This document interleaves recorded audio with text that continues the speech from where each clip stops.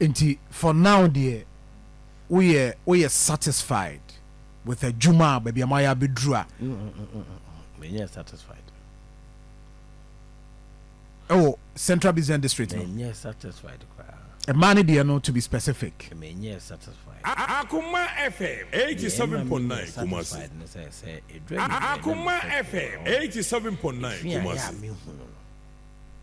What I say clearly, the activities at the end of pavement so any car and a different a back here. Until I'm able to have a hold on it.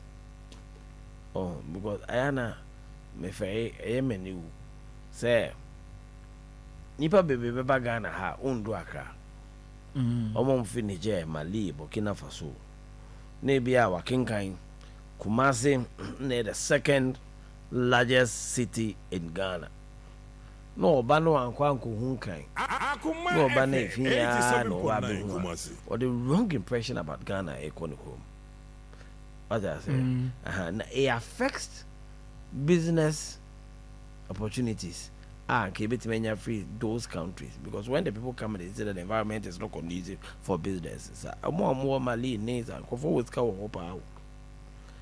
when they come and they realize that the environment is conducive for business, they will come and invest there.